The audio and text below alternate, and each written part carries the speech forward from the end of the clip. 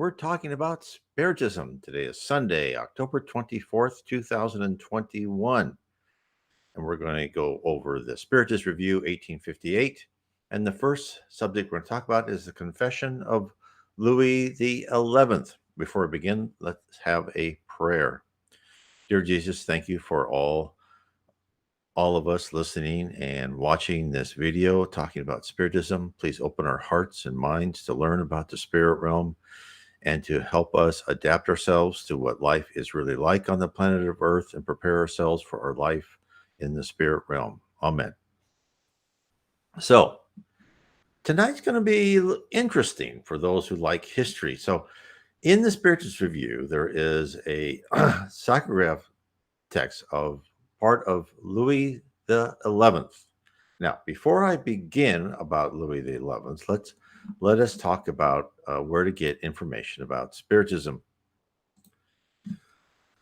You can download for free the Spirits book by Allan Kardec.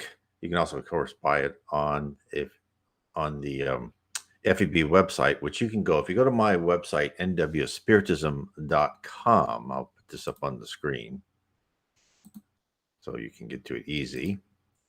You can click on his picture. It'll take you to the FEB website, and you can buy it from them. I think it's actually cheaper than if you buy it on Amazon. But also, if you just put in Allan Kardec space PDF, you'll find all of his books on PDF. That's how I got it first. The other book you may want to read is kind of a very short overview, introduction to the basic tenets of Spiritism.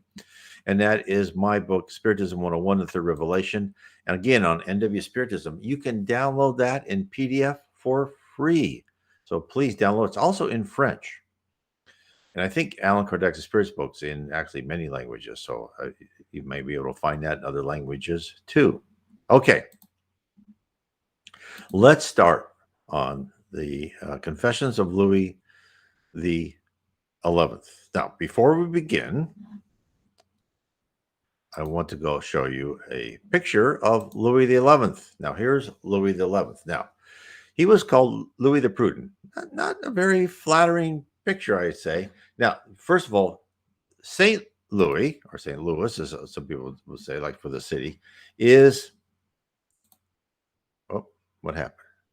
Oh, here we go. Wrong one. Here is a picture of St. Louis. So this would be Louis the Ninth. So this would be his grandfather. So this is a different person altogether, just to set the record straight. So Louis the 11th is different.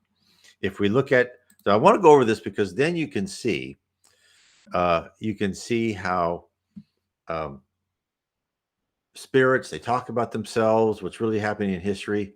It gets pretty exciting when you put some of these, people who are in the physical life and versus people who then talk to spirits. So let me get rid of this. Let me hide all items. There we go.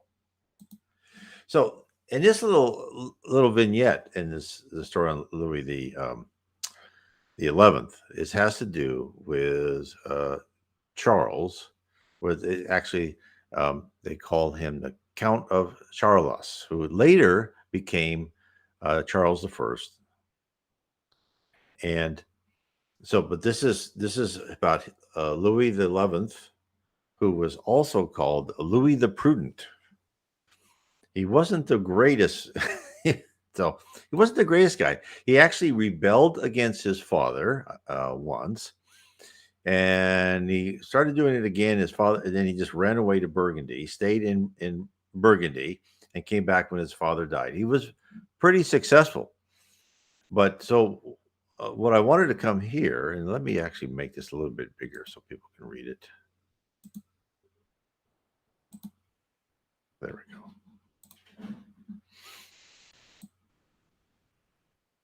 Again, here is Charlotte. Let me go back here. Feud with Charles the Bold. So let's give you some background. So Philip's the son, who was the Duke of Burgundy, the future Charles I, Duke of Burgundy, but also he was known as the Count of Charolais. So you'll hear that name when I read this part in the Spiritist Review, the Count of Charolais. and they had a really rough relationship. And so let me read this one paragraph just so let people know. So when the Count of Charolais became Duke of Burgundy in 1467, Charles I the Bold had seriously considered declaring an independent kingdom of his own. However, Louis, which is Louis XI, progress towards a strong centralized government has advanced to the point where the Dukes of Burgundy could no longer could no longer act as independently as they had in the past.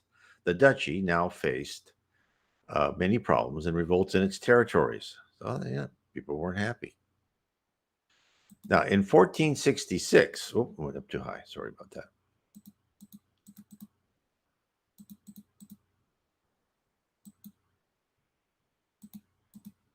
Okay.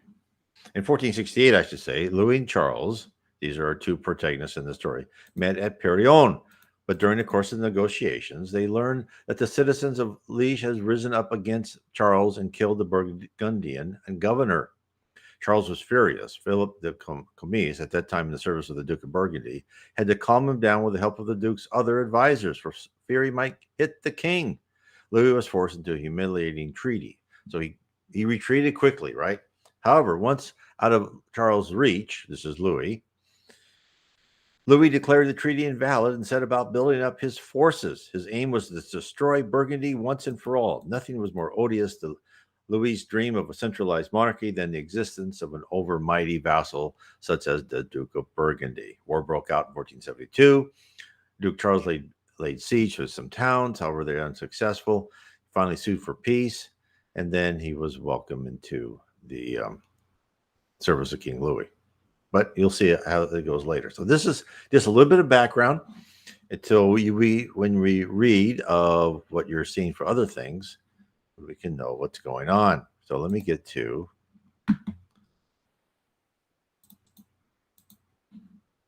let me find there we go. Now let's get to the PDF. Confessions of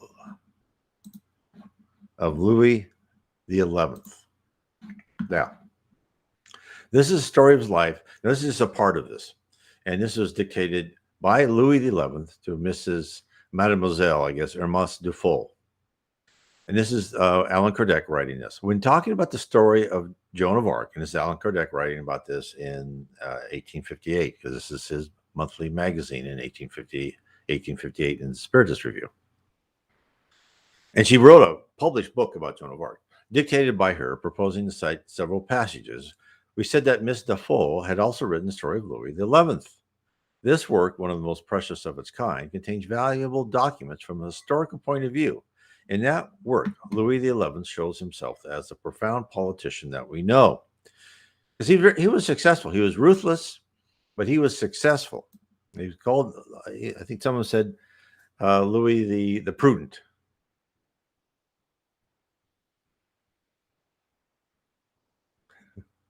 So, besides, he gives us the key to several so far inexplicable facts. From the Spiritist point of view, is one of the most curious presentations of lengthy works produced by the spirits.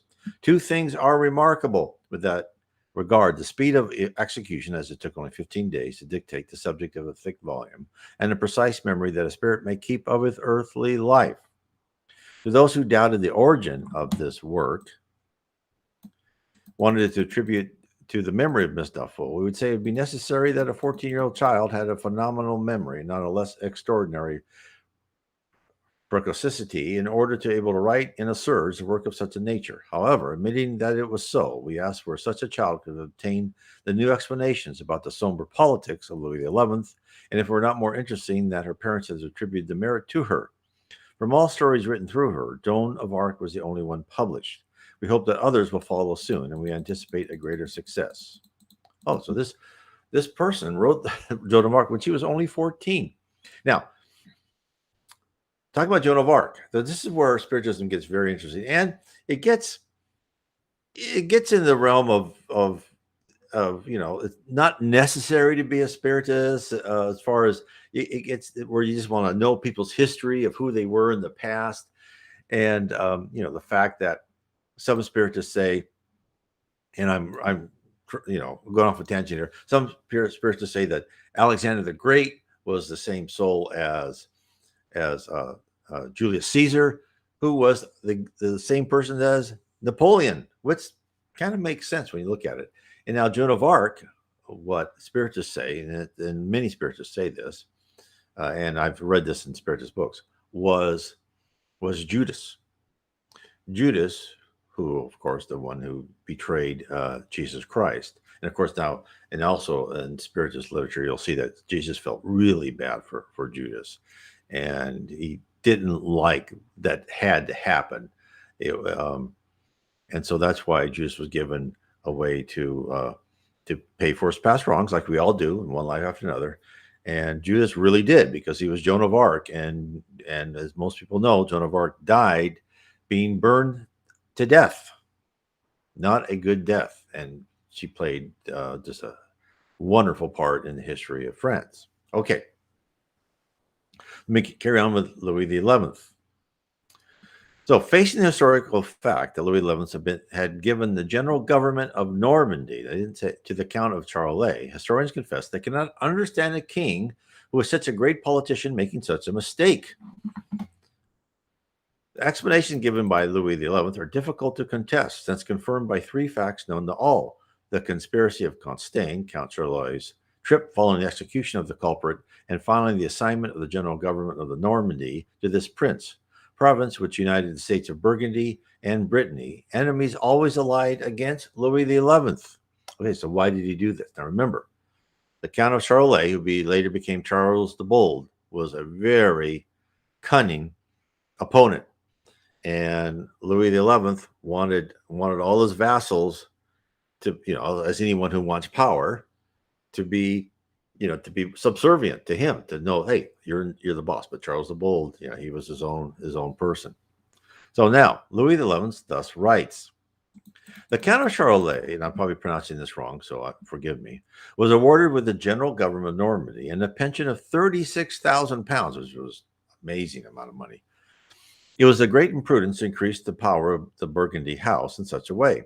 Although this explanation keeps us away from the link of England's businesses, I think it's my duty to explain here the motives that led me to proceed. Soon after his return from the Netherlands, the Duke of Burgundy had fallen seriously ill. The Count of Charolais did love his father, despite the displeasures imposed on him. It is certain that his impulsive and impetuous character, and above all, my perfidious insinuations, could excuse him. He treated him with perfect filial love day and night, not moving away from his bed. The old Duke's crisis. Now remember, the Duke of Burgundy is the father of the Count of Charolais, who was going to become the Charles the Bold and an opponent for a while. And look, in these times of Europe, it was more like mafia families battling each other, and they would kill each other, and then they would hug each other. I mean, these people aren't the best people. But think, here's Louis XI talking about what he did. Now, he's in some level of heaven, probably. He's probably lived some life since then, paid for his past wrongs, and he's now in a position to say, oh, okay, let me tell you the truth of what I did. So, these people that write these things about themselves and who are just completely honest, such as the Memoirs of a Suicide, just like, this is one of the best books ever, Memoirs of a Suicide, by Yvonne Pierre.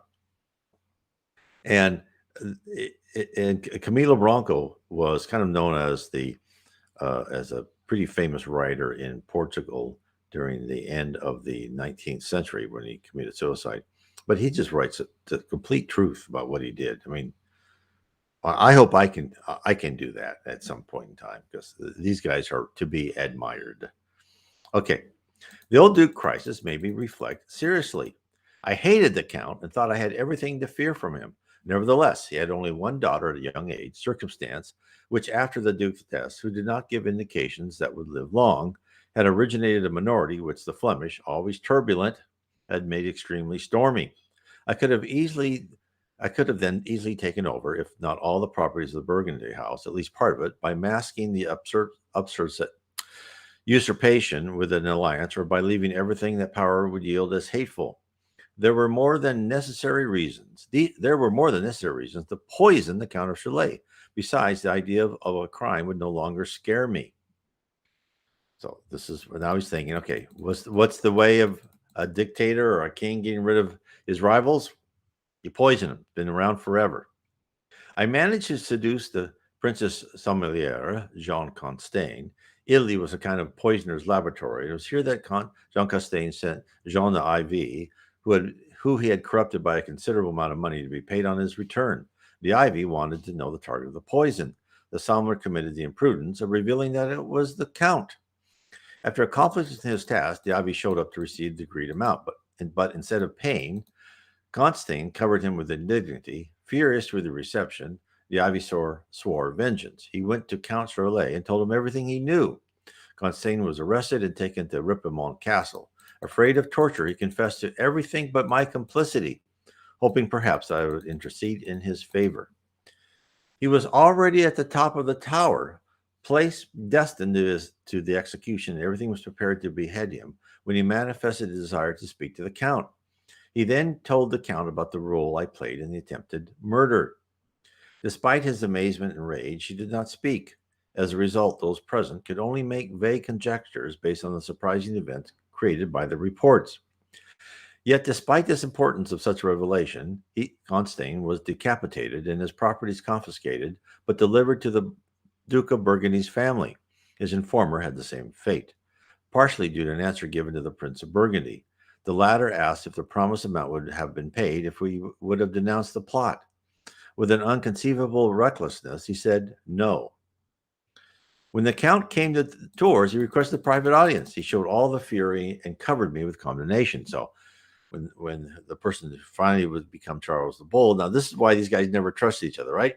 One tried to kill the other. But then again, you think within our normal lives, like, oh, I'd never trust that guy. But then again, you have to remember, these are all mafia families, and this is where, there was the priest down the road. But also remember that if you paid enough money to the church, you're forgiven for everything.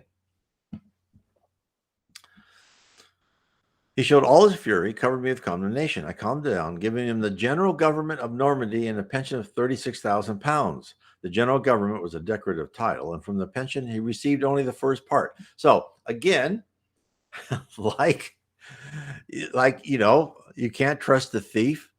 He gave him the general government. It's just a title. There's nothing. And the 36,000 pounds, he just received part of it. He never got the rest of it. It was all to buy off the fact that he tried to kill this other guy. Exactly how a mafia family would work. And a lot of this is still true to our politicians today. A lot of them can't be trusted. Unfortunately, this will change when we get to a plan of regeneration. But isn't it interesting to hear the truth out of these people who are, hear Louis XI saying, oh, this is what I did. And he's not saying, he's just telling the truth. This is exactly how a higher spirit would tell you. He's reporting. So that was the history. I hope that was interesting to people. Of why a certain thing happened, because history has no knowledge of why he made this guy the Governor General of Normandy and gave him a pension. But now because he got caught trying to kill him. Okay, now here's the next part in the Spirits Review 1858. Now this is by St. Louis, who was Louis the Ninth, who was the great grandfather. Now he was a very good king. But now, what is good? Good as a very nice person, whereas Louis the 11th may be deemed a more successful king because he was ruthless. All this will change as the earth becomes more mature and knows that those who love and help and are charitable, those are the truly good people, the truly successful people. Whereas our culture is, well, the more ruthless you are and the more you can make money, the better you are, right? So all this is going to change. So if you're one of those people that, make a living, not too much, not too little, or whatever you think you are, but try to keep your head focused. You're trying to increase your spirituality. You at the same time, You're trying to make sure your family has a place to sleep and you can eat, pay the mortgage, all that stuff. You are the ones. You are in the earth on a successful trip versus people who take power and money, and that 80 years that they live, and probably the 30 years that they live really richly because it took them a while to get in position so they could steal the money or take the money by nefarious means. That is like a eyelash. It's like a flash of the eye, a blink of the eyes. There, I finally found the words I wanted to use. Compared to in the spirit world, it's nothing. And these people are going to go down into the lower zone. Louis the 11th, who knows how long he spent in the lower zone, and then how many lives it took him to get out of that situation so he could get into a position where he could communicate to the medium and tell, okay, this is what I did. And, congratulations to him. Okay, now this is instructions about fatality and premonition. One of our corresponding members wrote the following. Last September, a fast boat crossing from Dunkirk to Ostend was caught by surprise by a nightly storm. The boat capsized, having 4 of the 8 crew members perished. The remaining 4, in which group I was, were able to hold on to the keel. We spent the whole night in such a horrible position without any perspective but death, which seemed inevitable to us, who could feel it in all its anguish. At dawn, the wind blew us to the coast. Hence, we were able to swim our way to the land. Why, in such a dangerous situation, applicable to all, only 4 have succumbed? Notice that in my case, it is the 6th or 7th time which I escaped from such an imminent danger and more or less in the same conditions. Well, this guy's, now you would say, and if you weren't a spiritist today, this guy is lucky. I am really led to believe that an invisible hand protects me. What have I done to deserve it? I do not know much. I am a worthless and useless creature in this world, and I do not brag about having more value than others.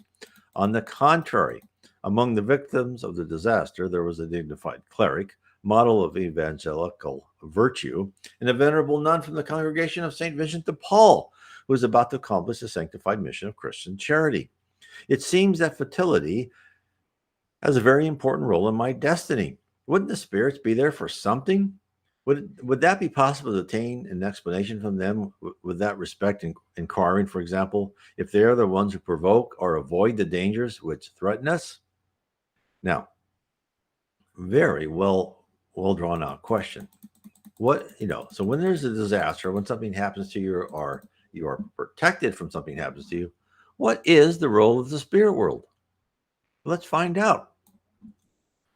According to the wishes of our correspondent, we address the following questions to the Spirit of St. Louis, who, out of goodwill, always communicates when there is a useful instruction to be provided. This is what he said. Number 1, when there is an imminent danger threatening someone, is it a spirit who guides the danger, and when avoided, is it another spirit who deviates them? Now, St. Louis answered, on incarnating, the spirit chooses a trial. Once chosen, a kind of destiny is created which cannot be conjured once the spirit is submitted to that. I speak about the physical trials. So, this is exactly what Spiritism, this is a good understanding of Spiritism. And when people talk about predetermination and predestination, a lot of people say every choice you made was predetermined. No. And again, St. Louis is saying the same thing. The physical trials, they're pretty, not always. I've seen some exceptions where they may change them, depending on the circumstance. But your physical trials, you're going to go through those. As you go on higher planets, not so much. That's why the spirit Diogenes, and I don't know which one of this was in, when they talked to him, they said, you people on Earth, you're slaves. Now, the spirit Diogenes was that kind of grumpy old guy, right? When Alexander the Great came up to him, says, what can I do for you? He said, get out of my get out of my way. I want the sun on me. So and I love it because his attitude even came out when he was talking to the medium. But he said, yeah, you're slaves. No. So what did he mean by that?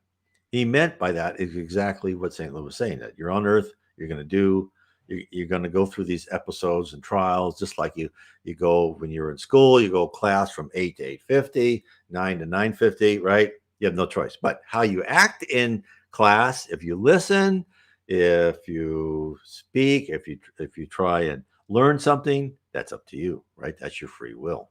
But your free will gets more and more. I'll carry on. The spirit, keeping his free will regarding good and evil, is always free to withstand or reject the trial. When seeing someone abating, a good spirit may come to help, but cannot influence so as to dominate their will. They can't make you change your mind. An evil spirit that is inferior, showing and exaggerating about the physical dangers, may shock and scare, yet the will of the incarnated spirit is not less free of any hurdle. And so people have asked me questions like, okay, if you're supposed to be murdered, is that murderer destined to kill you? And the answer is absolutely not. That murderer has the free will to say, no, I'm not going to kill that person, even though that person is destined to be killed because of some previous thing. So what will happen? The intended murderer said, no, I'm not going to kill anybody. And that person will walk away. But there'll be another person that has the intention of murdering. And that person who has that trial will then somehow be put in proximity to the second murder, and so on until someone does something bad. That's how it works. It shows you how much machinations there are on earth. It's almost inconceivable how much there are spirits around us watching us and making sure we go through our trials and tribulations, helping us. Of course, these lesser spirits kind of not helping us to be charitable. So it's amazing. And I know, of course, people say, well, you sound like you're a primitive tribesman. We're the evil eye, and the gods will do this, but it does. So yes, I do sound like that to many people, but it also shows that it doesn't mean that they were wrong. It means that we've rejected anything to do with the spirit world. Because the Druids knew that there was incarnation and reincarnation, and there was another place you went to, and you'll be born again. That's why the warriors and in Gaul were pretty efficient, because they just go in there and fight and say, hey, if I die, I'll come back and I'll get to fight some more. Not exactly true about fighting some more, but that's people understood those things. Of course, we got away from that because the spirit world knew that we were going to be into a more technological age, a more materialistic age. And so we kind of pushed that down. But now it's time to bring that back up, and people understand that we are part of the spirit realm. We are a subset of the spirit realm, and we are influenced constantly by the spirit realm. Okay. Number 2 question. When a man is faced by an imminent accident, it seems to me that free will is worth nothing. I then ask if it is an evil spirit who provokes such an accident, to which he is some sort of cause, and in case the danger is avoided, if a good spirit came to help him. And here's the answer. Good or evil spirits may not suggest anything other than good or bad thoughts, according to their nature. Again, this is why it's so important that why we're here on earth is for us to learn to filter everything through our conscience, because we'll be given all sorts of inspirations, good inspirations and bad inspirations. It's kind of like when you were 14 and talking to your friends. All their suggestions were like as dumb as they could be. And it was always centered around like something that you could do to make the other guys laugh at they're always stupid. Not always, but mostly. I remember that. So you had to have at least enough intellectual capacity to know that's not a good suggestion. That goes against my conscience, and that's where you'll be a happy person to keep with your conscience. Okay, I'll carry on. That accident is marked on man's destiny. When your life is in danger, it's a sign you desire that, so you can deviate from evil and become better. When you escape the danger, still under its influence, you think more or less strongly, depending upon the more or less strong action of the good spirits, about becoming a better person. Under the influence of evil spirits, I say evil referring to the evil which still exists in them, you equally think that you'll escape other dangers, and again you'll give in to unstoppable passions. So it could happen both ways, right? You have a close call and you go, oh, thank heavens I survived that. I'm learned from that. I'm not going to do that again. Otherwise, let's say you're a criminal and you rob someone, but you almost got caught, and you go, oh, I didn't get caught, I can do it some more. Well, that was the exact wrong decision. And of course, you didn't even listen to your conscience. Number 3, fatality, which seems to preside over the material destinies of life, would then be an effect of our free will? Now, the answer is you yourself have chosen your trial. The tougher it is, and the better you support it, the more you elevate. Those who spend life in abundance and human happiness are the weak spirits who remain stationary. Thus, the unfortunate by far outnumbers the happy ones in the world. Hence, the spirit generally chooses the trial which produces more fruits. They see very well the futility of your greatnesses and your pleasures. Besides, even the happiest life is always agitated, always perturbed, even if it's not by pain. And yes, that is true. Even the happiest life has its drawbacks. There's parts in the Spirits book, for those who have read it, where the spirits will say, well, if you see this, of course, it was codified in the 1850s. You see this coach going by with 4 horses, and you see the people in there, and you think, oh, they're so lucky. They have no worries. And they said, don't think that. There's in everyone, there is trials and tribulations and pain and challenges and hurdles. There's no one who is free of that. Now, there's some people who are relatively free of that. And those who live kind of what we say as a charmed life, many of those people come from advanced planets and are here on Earth on a mission. Those people will not experience things like cancer or dramatic accidents, great losses like that, because they've already gone through their trials and tribulations and graduated from a planet of regeneration. So they do not need to go through negative experiences because they don't have anything to pay for. So if you find someone who lives a life like that, you know that, they didn't come from a planet of atonement. They came from an advanced planet to help us. Okay, number 4.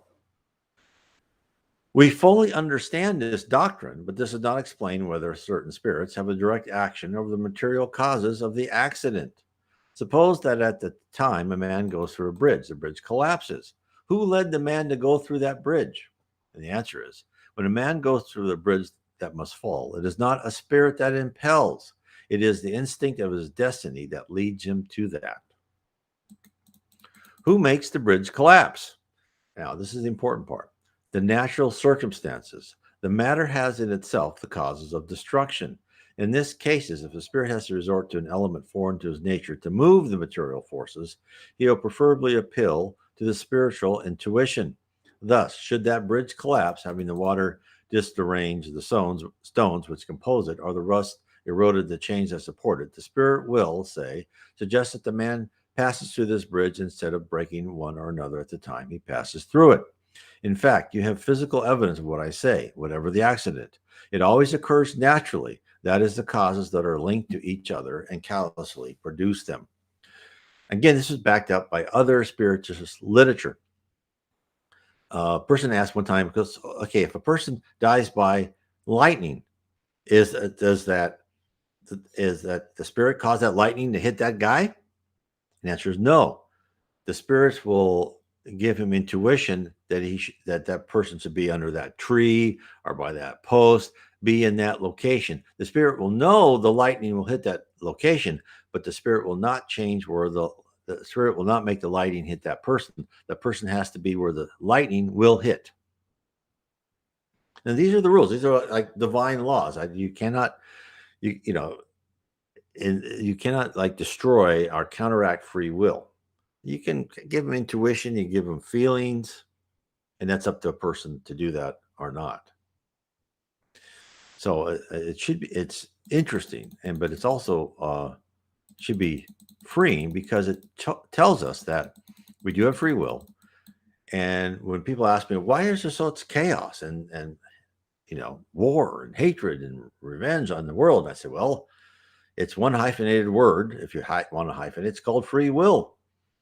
If the spirits and God and Jesus Christ wanted all to make us automatons and be, good little boys and girls, well, he could, but then we'd all be the same. The spirit world wants us all to learn, but to have our own unique personality.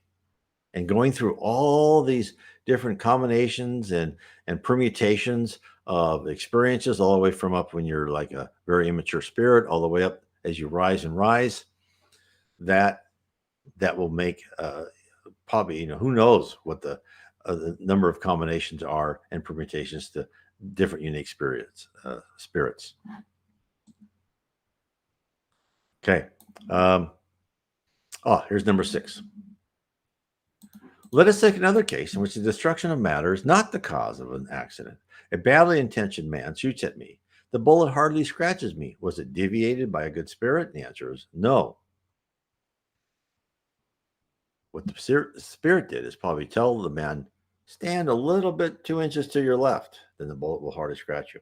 There was another part where this medium's meeting interviewed a man who had died in a battle, a big battle. It was in Italy. I think it was before World War I. It was around the 1860s or something like that. I can't remember exactly when. But even then, you know, around the time of the American Civil War, there was, you know, bullets and cannons, and there was, you know, a lot of lead going through the sky. Not as much as, you know, modern machine guns, but there was a lot going around. And yet this guy who had died in the war, and he was an officer, said, no one who died wasn't planned. Everyone who died was planned to die. Everyone who didn't die was planned to live. Now, think of the machinations that must be done, saying, no, keep your head down, right? Or move over this way or move over that way. Amazing. Okay, number 7.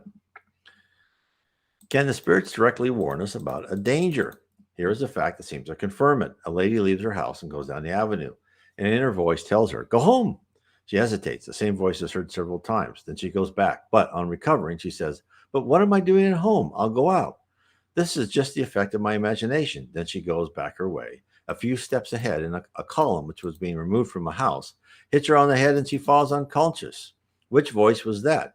Was it not a premonition of what was about to happen to her? And the answer is, it was the instinct. No presentiment has these characteristics. They are always vague. Now, but there are warnings of accidents ahead by spirits. And I'll give you 2 examples. A friend of mine was driving along a road up in the mountains. And he was driving pretty fast, two-lane road. And he could hear his father say, slow down, there's going to be a deer. And he slowed down, and it was like, oh, my father. And then a deer just darted across him. And if he had been going the speed he was going, he would have hit. Now, there's another guy who, Dr. Gary Schwartz, I could have his name wrong. And he's done a lot of investigations in spirits and so forth. And he's given talks at Spiritist centers. And what got him interested in this is he was in traffic in New York City. And he was like at the end of the traffic, right? So there's no cars behind him, but he was stopped. And a voice said, put your seatbelt on. And he said to his wife, we better put our seatbelt on.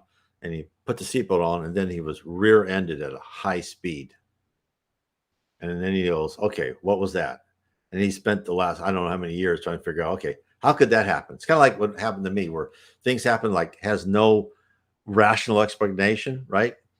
But that's what people understand. Start exploring the spirit world. Okay, number 8.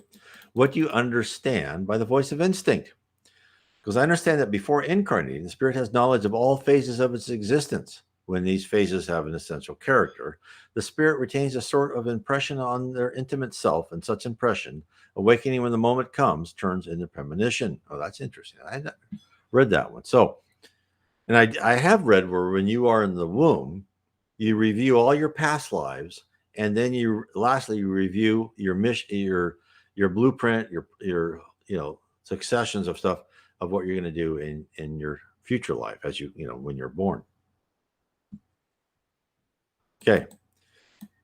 Utility of certain private evocations. The communications obtained from highly elevated spirits who animate the great characters of antiquity is precious for its highly educational content. These spirits have acquired a degree of perfection that allows them to cover a more extensive sphere of ideas, to penetrate mysteries beyond the reach of common humanity, and therefore, better than others, initiate us on certain things. It does not follow that communications from spirits of lower orders are useless, far from it. The observer collects many teachings from them. To learn about the customs of a people, we must study in all degrees of the scale. Let me check this, make sure that I'm on. Oh, actually, I'm done. This is going to be for next week. So I will stop here. I don't want to go any further. Yep, and premonition. So I will stop this. Cut this out. There. So this is what I have. I'll go over this next part next week, and I hope this is interesting to people, because it does things on several levels. One is it gets down to the nitty-gritty of what Allan Kardec experienced as he was codifying, or just finished codifying, Spiritism, and what he had found out about spirits and the spirit world.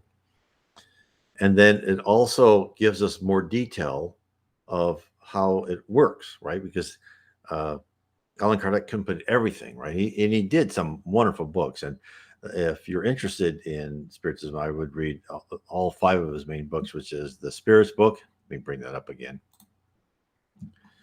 And the Mediums book, the Book of Mediums. I always get that wrong. The Gospel According to Spiritism, Genesis, and then Heaven and Hell, which are all wonderful books. Now on Mondays, for those that have more questions, we do have a question and answer live stream. And here are the 3 books here. Let me get those bigger. The Gospel According to Spiritism, which is a great book. It actually it helped me a lot, because it explains what Jesus was talking about in the New Testament. But to us, is many things I did not understand. There was many parables. I go, and I'm probably just denser than most, but it explained exactly what he meant by certain words. And now I go through and I'm reading New Testament, I'm giving interpretations through Spiritism, and it's helping me understand a lot more that Jesus said a lot of things that were just patently true in the spirit world, but seemed like parables and seemed like a little bit of misdirection, or, fuzzy, I should say, but they weren't. Then the Mediums book. Now, for those who are interested at all in mediumship, or who've had experience with spirits, I heartily urge people to read the Mediums book, and of course in the Spirits book. All these available in PDF. And again, lastly, my Spiritism 101, the Third Revelation. It's on my website, nwspiritism.com, and you can download that for free in PDF. All these are free in PDF. Now, if you want more of an overview of the spirit realm, kind of an explanation of the overall spirit realm, because we are a subset of the spirit realm, of this logical construction, and then the Earth itself and other planets are more like simulators that we go through and we learn, and then what you are as a spirit, how you ascend as a spirit. I go in deeper in all these things in my other books, but this one kind of gives you, sets the tone. It gives you the whole processes, right? Because I know when I listen to people talking about Spiritism and so on, and they do a better job than I do when they talk about how to change your character and your love and all this. But my approach is just a little bit different. I try to bring that in too, because that is really important why we're here, right? Is to modify our, rewire our brain to be more loving and calm and cool and fraternal. But I also really, I think, at least to my way of thinking, the way I think is, I want to know what's the process, what's the organization of this world that does, of this spirit realm that has so much effect upon us. Should I go with the flow? Should I fight it? Right? Because we all have these, these rebellious thoughts sometimes, and I lay it out for you, or I'm hoping you make the decision like, this thing is everything. Because I even did a video one time, is the Matrix. You can't escape it, because you cannot exist outside of it. You are part of it. It's like if you're a character in a video game, you can't live outside that video game. Yeah, it's not going to happen. You're always going to be in that video game. Same thing with the spirit realm. We're going to be in the spirit. We may modify ourselves and have more power and more responsibilities, but you're never going to get out of it. So you might as well learn how to succeed and how to be happy. And in fact, the more you humble yourself, this is why Christ said you have to have the humbleness of a child, right, to rise to heaven. The more I see that is true, it's like you just have to say, oh, I want to learn from these higher spirits and embrace it. And you'll be rewarded beyond your measure, and you'll be able to do intellectual work and facilitate things that are just going to be so exciting for you that your immortal life will never be dull. It will be wonderful. Anyway, I want to thank everyone for being with me tonight, and I want to wish everyone God bless. God bless.